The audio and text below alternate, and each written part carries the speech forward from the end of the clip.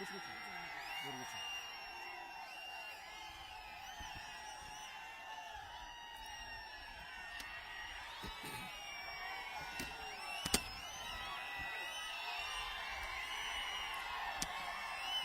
మీద ఉన్న పెద్దలందరికీ పేరు పేరున నా హృదయపూర్వక నమస్కారాలు. ఈ సమావేశానికి విచ్చేసిన పసుపు సైన్యానికి కూడా పేరు పేరున నా హృదయపూర్వక ధన్యవాదములు. ఎన్ని కేసులు పెట్టినా ఎత్తిన పసుపు జెండా దించకుండా మడిమ తిప్పకుండా తెలుగుదేశం పార్టీకి కాపలా కాస్తున్న మా పసుపు సైన్యానికి పాదాభివందనం. ఉత్తరాంధ్ర గర్జించింది. ఉద్యమాలు పోరాటాల గడ్డ ఉత్తరాంధ్ర గడ్డ. మీకు ఏమైనా సహాయం చేస్తే జీవితాంతం గుర్తు పెట్టుకుంటారు. అదే ఎవరిని మోసం చేస్తే ఇక్కడనే మీరు పాతేస్తారు. విజయనగరం జిల్లా పేరులోనే విజయం ఉంది. ఇక్కడి నుంచి ఏ కార్యక్రమం ప్రారంభించినా విజయం సాధిస్తాం ఖాయం. పైడి తల్లి అమ్మవారి ఆలయం ఉన్న పుణ్యభూమి ఈ విజయనగరం జిల్లా. మన్యం వీరుడు శ్రీ అల్లూరి సీతారామరాజు గారు నడయాడిన నేల విజయనగరం జిల్లా. ముఖ్యమంత్రి జగన్ ఒక 420. ఇది నేను చెప్తాం కాదు, ఆయన అఫిడవిట్ లో స్వయంగా ఆయన రాసిన కేసులు 28 420 కేసులు. ఆయన పక్కన ఒక సలహాదారుడు 840 840. ఆ సలహాదారుడు పేరు ఏంటో తెలుసా? సజ్జల రామకృష్ణారెడ్డి. ఇచ్చేదంతా పనికిమాల సలహాలు, కానీ ఇప్పటికే జీతాల రూపంలో 150 కోట్ల రూపాయలు సంపాదించాడు ఈ వ్యక్తి. గ్రాడ్యుయేట్ ఎమ్మెల్సీ ఎన్నికలు జరిగినాయి. తాతయ్య కోపం ఎందుకు తాతయ్య? ఇప్పుడే తమ్ముడు కూర్చోండి, తాతయ్య కంపట్లేదంట. అన్నా మీరు కూర్చోవాలి తమ్ముడు, వెనకాల తాతయ్య కంపట్లా.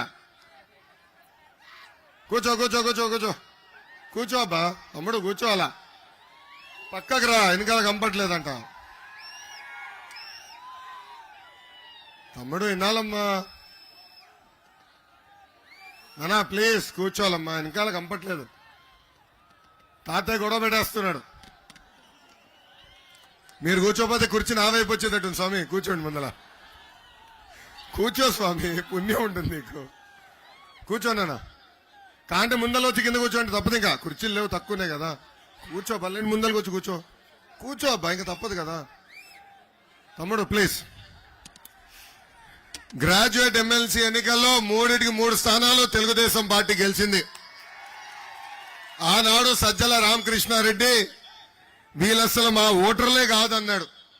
అప్పుడు నాకు అర్థం అలా, ఈయన ఎందుకు ఇట్లా అంటున్నాడా అని. ఇప్పుడు అర్థమైంది, వీళ్ళు దొంగ ఓట్లు ఎక్కించి వచ్చే ఎన్నికలు గెలవాలని ప్రయత్నిస్తున్నారని.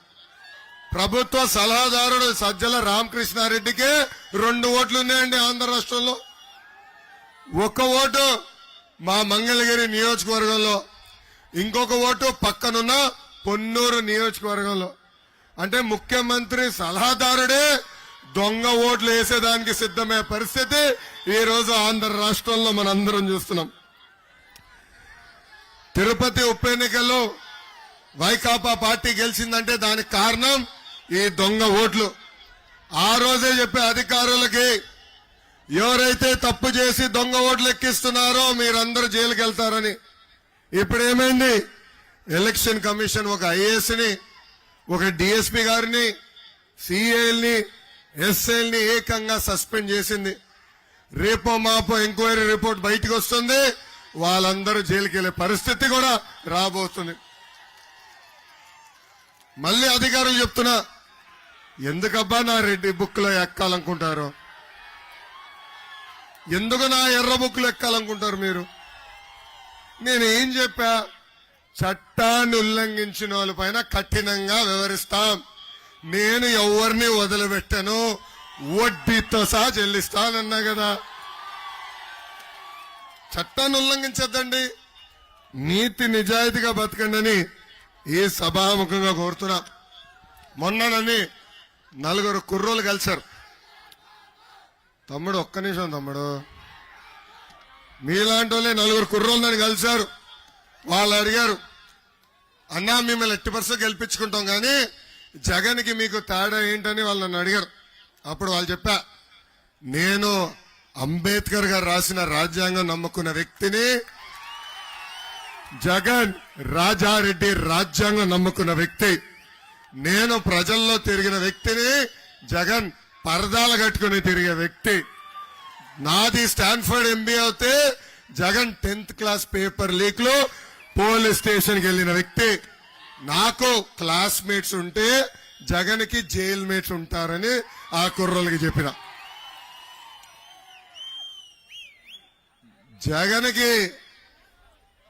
జగన్ కేబినెట్ కి కొత్త అవార్డు వచ్చిందండి.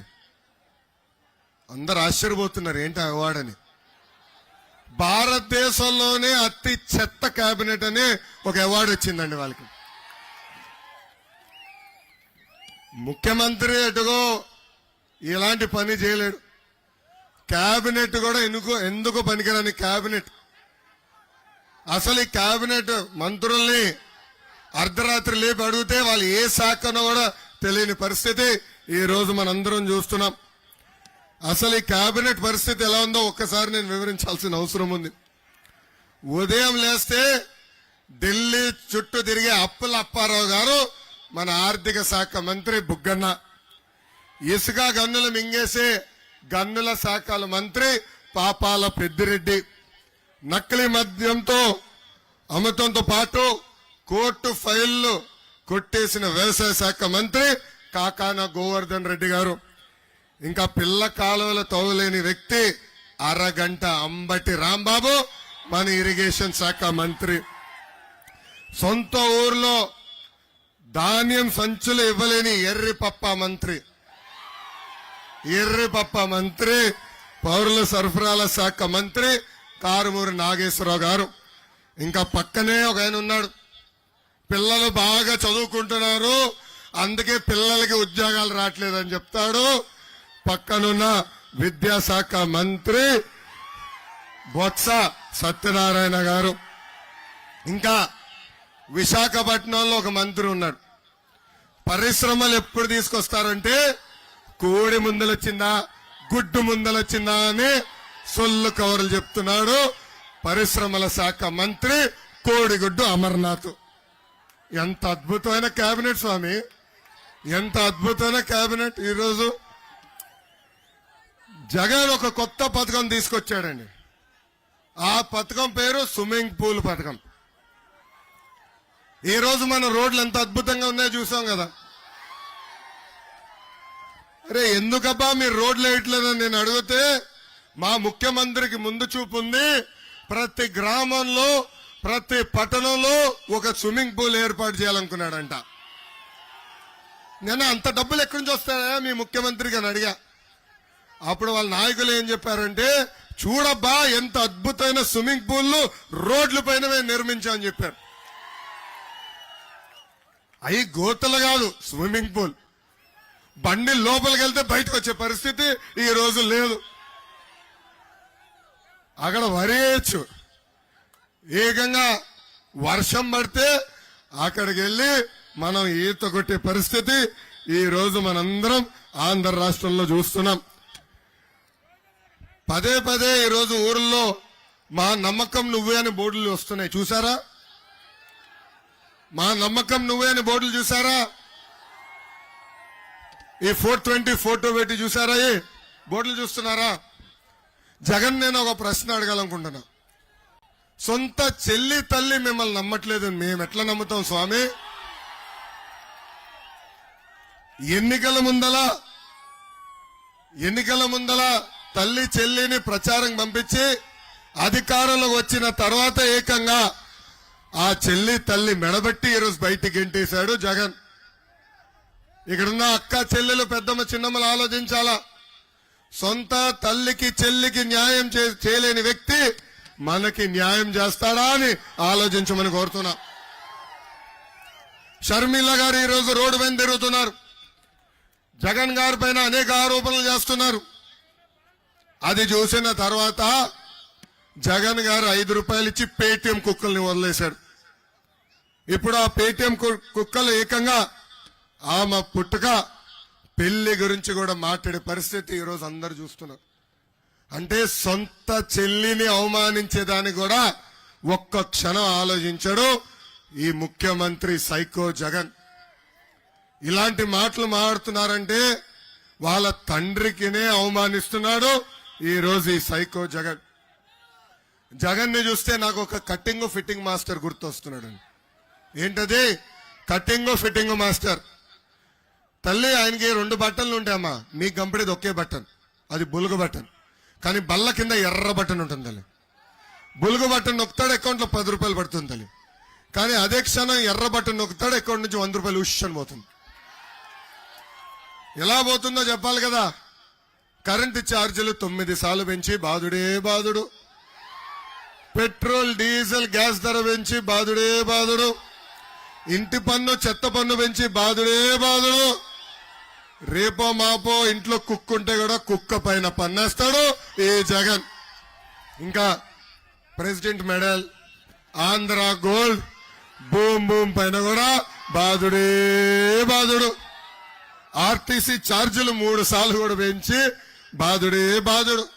ఇంకా కట్టింగ్ మాస్టర్ అన్నా కదా, అన్న క్యాంటీన్ కట్, పెళ్లి కానుక కట్, పండగ కానుక కట్, విదేశీ విద్యా cut, school fee reimbursement cut, 6 లక్షల వృద్ధులకు రావాల్సిన పెన్షన్ కట్, రైతులకు రావాల్సిన ఇన్పుట్ సబ్సిడీ కట్.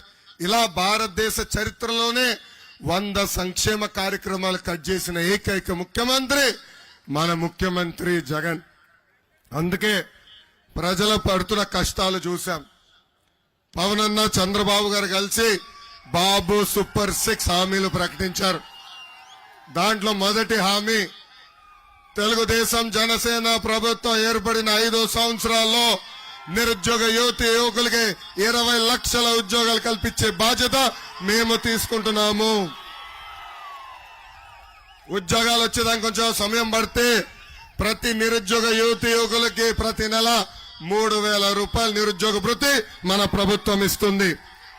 ఇంకా స్కూల్కి వెళ్లే ప్రతి విద్యార్థికి ప్రతి ఏడా 15,000 రూపాయలు మన ప్రభుత్వం ఇస్తుంది. అంటే ఒకరు వెళ్తే 15,000, 2 వెళ్తే 30,000, 3 వెళ్తే ఎంత 45,000 రూపాయలు మన ప్రభుత్వం ఇస్తుంది. ఇంకా ప్రతి రైతుకి ప్రతి ఏడా ఆర్థిక సహాయంగా 20,000 రూపాయలు మన ప్రభుత్వం ఇస్తుంది. ఇంకా ప్రతి ఇంటికి ఉచితంగా ప్రతి ఏడా 3 గ్యాస్ సిలిండర్లు మన ప్రభుత్వం ఇవ్వబోతుంది. 18 నుంచి 59 సంవత్సరాలు వయసు కలిగిన మహిళలకి ప్రతి నెల 1,500 రూపాయలు ఇస్తాం. అంటే సంవత్సరానికి 18,000, 5 సంవత్సరాల్లో 90,000 రూపాయలు మన ప్రభుత్వం ఇస్తుంది. ఇంకా 6వ హామీ ఏంటది? మహిళలు ఆర్టీసీ బస్సులో ఉచితంగా ప్రయాణించే హక్కు కూడా మన ప్రభుత్వం కల్పించబోతుంది. అసలు ఉత్తరాంధ్రకి పట్టిన దరిద్రం ఈ జగన్. 3 రాజధానులు అన్నాడు, కనీసం ఒక్క ఇటుకనే వేశాడా? ఉత్తరాంధ్రకు ఒక్క పరిశ్రమ తీసుకొచ్చి ఉద్యోగం కల్పించాడా? ఇప్పుడు ఏకంగా ఉత్తరాంధ్రని 3 కుటుంబాలకు అప్పగించాడు. ఒకటి బొత్స కుటుంబం, ఇంకోటి విజయసాయిరెడ్డి కుటుంబం, 3వది వైవి సుబ్బారెడ్డి కుటుంబం. ఈ 3 కుటుంబాలు ఈరోజు పందికొక్కుల్లాగా ఉత్తరాంధ్ర తింటున్నారు. ఎక్కడ భూమి దొరికితే కాజేస్తారు. పరుపాటున ఒక చెరువు ఉంటే అది కూడా పూడ్చి ఈ రోజు ఈ 3 కుటుంబాలు ఆక్రమిస్తూ మనం చూస్తున్నాం. విశాఖ ఉక్కు ఆంధ్రుల హక్కు. ఆనాడు పెద్దవాళ్ళు పోరాడి విశాఖపట్నానికి ఉక్కు ఫ్యాక్టరీ తీసుకొచ్చారు. ఆ ఉక్కు ఫ్యాక్టరీ వల్ల ఉత్తరాంధ్రలో అనేక మందికి ఉద్యోగాలు, ఉపాధి కల్పించింది. ఇప్పుడు ఆ ఉక్కు ఫ్యాక్టరీని ప్రైవేటీకరణకు ప్రయత్నిస్తున్నాడు ఈ జగన్. అందుకే ఉత్తరాంధ్ర ప్రజలకు మేము హామీ ఇస్తున్నాం, విశాఖ ఉక్కు ఫ్యాక్టరీ ప్రైవేటీకరణ జరగకుండా చేసే బాధ్యత మేము తీసుకుంటాం. ఇంకా విజయనగరం జిల్లాకి జగన్ పాదయాత్రలో 50 హామీలు ఇచ్చాడు. దాంట్లో ఏది ఒకటి నిలబెట్టుకోలే. అవన్నీ చదివితే దాదాపు 1 గంట పడుతుంది. కొన్ని ప్రధానమైన హామీలు నేను గుర్తు చేస్తున్నా. భోగాపురం ఎయిర్పోర్ట్ కడతా అన్నాడు, కట్టాడా? లేదు. రామ్ తీర్థం ప్రాజెక్ట్ పూర్తి చేస్తా అన్నాడు, చేయలేదు. గోస్తాని చంపావతి నదుల్ని అనుసంధానం చేస్తా అన్నాడు, చేయలేదు. రాంభద్రాపురం పెద్దగడ్డ ప్రాజెక్ట్ పూర్తి చేస్తా అన్నాడు, అది చేయలేదు. ఇంకా ఏకంగా పాలేరు నదిపై డ్యామ్ కూడా నిర్మిస్తా అన్నాడు, అది చేయలేదు. స్వర్ణముఖి చిట్టిగడ్డ పై బ్రిడ్జ్ కూడా నిర్మిస్తానని మాట ఇచ్చి మాట తప్పాడు ఈ జగన్. ఇవన్నీ చూస్తే నాకు జగన్ కున్న జబ్బు గుర్తొస్తుంది. ఆ జబ్బు ఏంటంటే ఆయన నిజం చెప్తే తల 1000 ముక్కలుగా పగులుతుందండి. అందుకే ఊరికి ఒక అబద్ధం, వీధికి ఒక అబద్ధం చెప్పి తిరిగిన వ్యక్తి జగన్. అసలు విజయనగరం జిల్లాని అభివృద్ధి చేసింది తెలుగుదేశం పార్టీ. ప్రజలందరూ ఒక్కసారి ఆలోచించాలా. మన ప్రాంతంలో రోడ్లు గాని, బ్రిడ్జిలు గాని, తాగునీటి ప్రాజెక్టులు గాని, టూరిజం ప్రాజెక్టులు కానివ్వండి, భోగాపురంకి అవసరమైన భూమి సేకరణ గాని, రాజాంలో టిట్కో ఇల్లు గాని, బ్రిడ్జిలు గాని, ఇవన్నీ ఆనాడు తెలుగుదేశం ప్రభుత్వం ఏర్పాటు చేసింది. అంతెందుకు, అసలు రాజాం నియోజకవర్గాన్ని అభివృద్ధి చేసిన పార్టీ తెలుగుదేశం పార్టీ. పెద్దలు అడిగినట్టు గతంలోనే మాధవలస ప్రాజెక్ట్ ని ఆనాడు పూర్తి చేశాం. రాజం నియోజకవర్గంలో మళ్లీ తెలుగుదేశం పార్టీని గెలిపించండి, పిల్ల కాలువలతో ప్రతి ఎకరానికి సాగునీరు అందించే బాధ్యత మేము తీసుకుంటాం. గతంలోనే తాగునీరు అందించాం, కానీ పట్టణానికి ఇంకా నీరు అందించాల్సిన అవసరం ఉంది, అది కూడా తప్పనిసరిగా మేము చేస్తాం. గతంలోనే ప్రభుత్వ హాస్పిటల్ ని 100 పడకల హాస్పిటల్ మేము చేశాం. మహిళల జూనియర్ కళాశాల, government degree college, residential college, ITI college, Rythu Bazar. అంతెందుకు, నేను మంత్రిగా ఉన్నప్పుడు ఇక్కడ తెలుగుదేశం పార్టీ ఎమ్మెల్యే లేకపోయినా పెద్ద ఎత్తున నిధులు కేటాయించి సీసీ రోడ్లు కూడా ఆనాడు మేము వేస్తాం జరిగింది. కానీ 2019లో ఏం జరిగింది? మళ్ళీ రెండోసారి కంబాల జోగులు గారిని నియోజకవర్గం గెలిపించారు. ఈ నియోజకవర్గానికి ఆయన 2 సార్లు ఎమ్మెల్యేగా గెలిచిన వ్యక్తి. మిమ్మల్ని అడుగుతున్నా, గత 10 సంవత్సరాల్లో మీ జీవితంలో ఏమైనా మార్పు వచ్చిందా? మీ జీవితంలో ఏమైనా మార్పు వచ్చిందా? ఇటుపక్క మీ జీవితంలో మార్పు వచ్చిందా? మీరు ఓటేసింది ఒక్క ఎమ్మెల్యే అయితే బంపర్ ఆఫర్ వచ్చింది. ఇప్పుడు మీకు 3 ఎమ్మెల్యేలు ఉన్నారు. పక్క నియోజకవర్గాల్లో అయితే నియోజకవర్గానికి కేక్ కోసినట్టు కోసి ఒక్కొక్కరికి ఒక్కొక్క భాగం ఇస్తారు వైకాపా పార్టీ. కానీ మీ దగ్గర మొత్తం నియోజకవర్గం పైన ఇక్కడున్న 3 పడి దోచేస్తున్నారు. ఇది ఎట్లుందంటే నియోజకవర్గ పరిస్థితి, ఏమైనా పని జరగాలంటే ఈ 3 దగ్గరికి వెళ్లి కప్పం కట్టే పరిస్థితికి వచ్చింది. ఒక పక్కన ఎమ్మెల్యే గారు, ఇంకో పక్కన ఎమ్మెల్సీ విక్రాంత్, ఇంకో పక్కన చిన్న శ్రీను. వీళ్ళు 3 పడి ఈ రోజు పెద్ద ఎత్తున ఇసుక దోపిడీ చేస్తున్నారు. ఈ 3ని సభాముఖంగా అడుగుతున్నా, తెలుగుదేశం పార్టీ అధికారంలో ఉన్నప్పుడు ట్రాక్టర్ ఇసుక 1000 రూపాయలు, ఇప్పుడు అదే ట్రాక్టర్ ఇసుక 5000 రూపాయలు ఎట్లయింది? ఇక్కడున్న నాగావళి నది ఏమి 100 కిలోమీటర్ల దూరం అవలా, పక్కనే ఉంది. ఈ రోజు 5000 రూపాయలు అయిందంటే దానికి కారణం ఇక్కడున్న వీళ్ళు 3. అంతేందుకు, రైతులు వాళ్ళ వరి అమ్మాలంటే దాంట్లో కూడా పెద్ద ఎత్తున కుంభకోణం చేశారు వీళ్ళు 3. ఇంకే ఏకంగా జిల్లాలో పంచాయతీరాజ్ జే రామకృష్ణ గారు ఆత్మహత్య చేసుకున్నారు. దానికి కారణం వైకాపా నాయకులు వెళ్లి ఆయన బెదిరించి ఆయన దగ్గరున్న ఇనప సిమెంట్ తీసుకెళ్లిపోయారు. తిప్పి ఆయన్నే డబ్బులు కట్టమన్నారు. ఇంకా డబ్బులు కట్టలేక, ఈ హెరాస్మెంట్ తట్టుకోలేక ఆయన ఆత్మహత్య చేసుకునే పరిస్థితి ఈ రోజు మనం అందరం చూస్తున్నాం. ఇక్కడున్న ప్రజలందరికీ నేను హామీ ఇస్తున్నా, 2024లో తెలుగుదేశం జనసేన పార్టీ బలపరిచిన అభ్యర్థిని మీరు గెలిపించండి. ఒక పద్ధతి ప్రకారం ఇక్కడ రైతులు పండించిన ధాన్యం మొత్తం కొనుగోలు చేసే బాధ్యత మేము తీసుకుంటాం. తోటపల్లి ప్రాజెక్టుకి అవసరమైన పిల్ల కాలువలు కూడా మేము తవ్వుతాం. ఇంకా రాజ్యం నియోజకవర్గం రోడ్లు ఎంత దారుణంగా ఉన్నాయో నాకే తెలుసు. రోడ్లే లేవు, అద్భుతమైన స్విమ్మింగ్ పూల్లు ఉన్నాయి. మన ప్రభుత్వం అధికారంలోకి వచ్చిన మొదటి 100 రోజుల్లో రోడ్లు వేపించే బాధ్యత పట్టణంలో నేను తీసుకుంటాను. ఇంకా విజయనగరం పాలకొండ పైన రాజ్యంకెళ్లే రోడ్డు కూడా 4 లైన్ రోడ్లు వేస్తాం. పట్టణానికి భూగర్భ డ్రైనేజ్ కూడా ఏర్పాటు చేసే బాధ్యత మేము తీసుకుంటాం. రింగ్ రోడ్ కూడా ఏర్పాటు చేసే బాధ్యత మాది. ఇంకా పీజీ స్టడీ సెంటర్ కూడా ఏర్పాటు చేస్తాం. ఇప్పటికి మేము హామీ ఇచ్చాం, ప్రతి ఇంటికి ఉచితంగా నీటి కుళాయి ద్వారా సురక్షితమైన తాగునీరు కూడా అందించే బాధ్యత మన ప్రభుత్వం తీసుకుంటుంది. గతంలోనే ఇక్కడ 2500 టిట్కో ఇల్లు కట్టాం. ఇప్పటికీ ఈ ప్రభుత్వం సరిగా అది కేటాయించలేదు. అవసరమైన మేరకు మళ్ళీ టిట్కో ఇల్లు కట్టించి పేద ప్రజలకు అందించే బాధ్యత కూడా మేము తీసుకుంటామని ఈ సభాముఖంగా నేను హామీ ఇస్తున్నా. చంద్రబాబు గారిని అరెస్ట్ చేసిన తర్వాత కోర్టులో ఆయన నిలబెట్టారు. ఆనాడు జ్యుడిషియల్ రిమాండ్ కి చంద్రబాబు నాయుడు గారిని పంపించిన మరుక్షణం నాకు అన్నగా నిలబడిన పవన్ అన్న నాకు ఫోన్ చేశారు. ఆనాడు ఆయన నాకు ఒకే ఒక మాట చెప్పాడు, తమ్ముడు మీరు అధైర్యపడద్దు, మీకు అండగా నేను నిలబడతాను, మీకేం సమస్య ఉన్నా నాకు పిలిపి నేను వస్తాను అని ఒక అన్నగా నాకు అండగా నిలబడ్డారు పవన్ అన్న. ఏకంగా పవన్ అన్న ఆనాడు ఆంధ్ర రాష్ట్రానికి ప్రత్యేక విమానంలో రావాలనుకుంటే ఆయన ఆపింది ప్రభుత్వం. ఆయన ఫ్లైట్ కి పర్మిషన్ క్యాన్సిల్ చేసింది ప్రభుత్వం.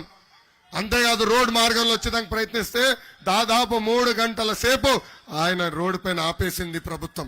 ఆనాడే పవన్ అన్న నిర్ణయించుకున్నారు, ఈ సైకో జగన్ ని రాష్ట్రాల నుంచి తరిమి కొట్టాలని.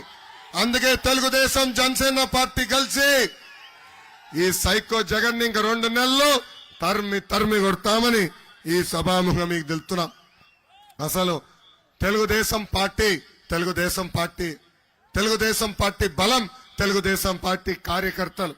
అన్న విశ్వవిఖ్యాత నడ సార్వభౌమ స్వర్గశ్రీ నందమూరి తారక రామారావు గారు ఏ ముహూర్తంలో పార్టీ స్థాపించారో నాకు తెలియదు, కానీ ఆ పసుపు జెండా చూస్తేనే మనందరికీ ఒక నూతన ఉత్సాహం. వైకాపా నాయకులకి కార్యకర్తలకి బూమ్ ప్రెసిడెంట్ మెడల్ కావాలి, కానీ మనకి చంద్రబాబు గారు రా కదిలి రా అని ఒక పిలిపిస్తే పరిగెత్తుకుంటూ వెళ్లే కార్యకర్తలు మనకున్నారు. నాకు అక్క చెల్లెలు లేరు, అన్న తమ్ముడు లేరు, ఇంట్లో ఒక్కడనే. కానీ అన్న ఎన్టీఆర్ నాకు 60 లక్షల మంది అక్క చెల్లెలు అన్న తమ్ముడు నాకు ఇచ్చారు. మీ రుణం తీర్చుకునేదానికి 2014లో కార్యకర్తలకు ఒక సంక్షేమ నిధి ఏర్పాటు చేశాం. ఆ సంక్షేమ నిధి ద్వారా ప్రమాదంలో కార్యకర్తలు చనిపోతే ఆ కుటుంబాలకి 2 లక్షల రూపాయలు ఇచ్చాం. ఇప్పటికి దాదాపు 100 కోట్ల రూపాయలు కార్యకర్తల కుటుంబాలకు ఇచ్చిన పార్టీ తెలుగుదేశం పార్టీ. అంతేకాదు ప్రమాదంలో గాని ఫ్యాక్షన్ లో గాని కార్యకర్తలు చనిపోతే వాళ్ళ పిల్లల చదువు వాళ్ళని మొత్తం అన్ని రకాలుగా సెటిల్ చేసే బాధ్యత మా తల్లి భువనేశ్వరి అమ్మ తీసుకుంది. ఇంతేకాదు కార్యకర్తలు క్యాన్సర్ వ్యాధి వచ్చిన చిన్న జబ్బులు వచ్చిన వాళ్ళు ఇబ్బంది పడుతుంటే వాళ్ళొక విన్నతి పత్రం నాకు ఇస్తే ఏకంగా పార్టీ కార్యాలయం నుంచి వాళ్ళకి ఫోన్ చేసి వాళ్ళని ఈరోజు తెలుగుదేశం పార్టీ ఆదుకుంటాం జరుగుతుంది. కార్యకర్తలకి మేము ఎంత చేసినా అది తక్కువే. ఎందుకంటే గత 5 సంవత్సరాలుగా ఈ ప్రభుత్వం అన్ని రకాలుగా మన ఇబ్బంది పెట్టింది, అన్ని రకాలుగా మన వేధించింది, మన పైన దొంగ కేసులు పెట్టింది. నా పైన కూడా 22 కేసులు పెట్టిందండి ఈ ప్రభుత్వం. నా పైన SC ST కేసు పెట్టింది ప్రభుత్వం. నా పైన ఏకంగా అటెంప్ట్ మర్డర్ కేసు కూడా పెట్టింది ప్రభుత్వం. 307 ఉంది. అయినా చెప్పా జగన్ కి, ఈ లోకేష్ తగ్గేదే లేదు. జగన్ బామ్మలకే భయపడిన కుటుంబం మాది. మీరు పెట్టే చిల్లర కేసులకు మేము భయపడతామా? కార్యకర్తలు అడుగుతున్నా, అసలు భయం మన బయోడేటాలోనే ఉందా బ్రదర్? అన్నా అరే మీ అందరి బాలయ్య నా ఒక్కడికే ముద్దుల మావయ్య.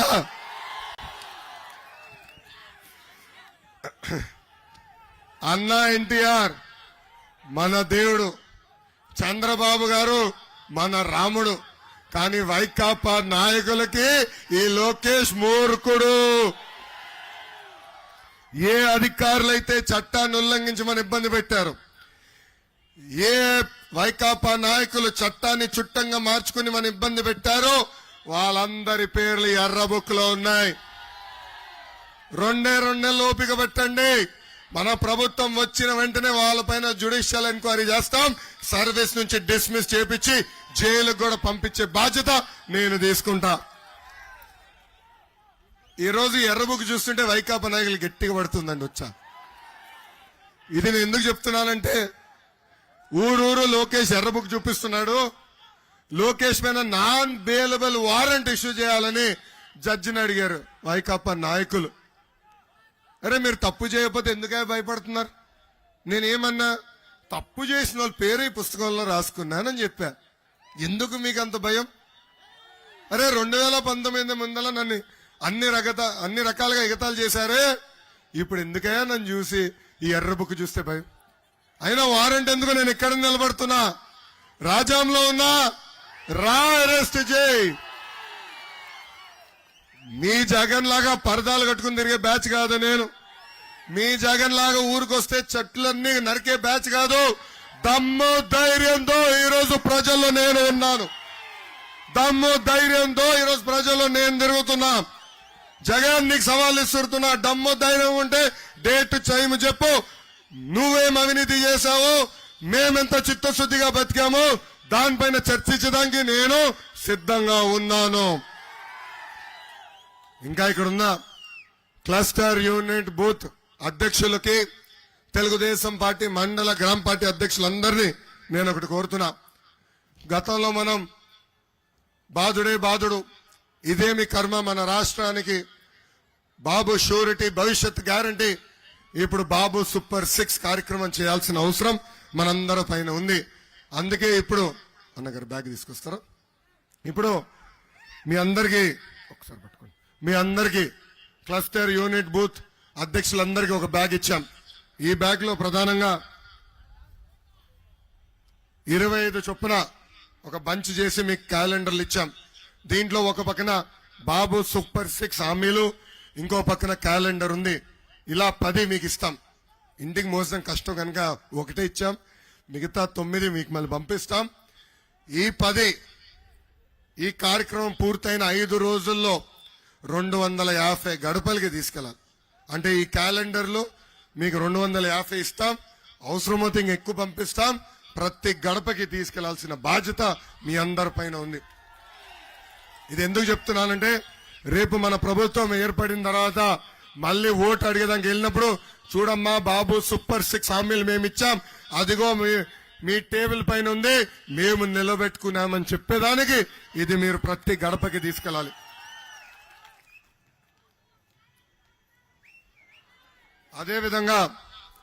అదేవిధంగా అందరికి ఒక కార్డు కూడా ఇచ్చాం. ఒక పక్కన బాబు సూపర్ 6, ఇంకో పక్కన మన ఇచ్చిన 6 హామీలు.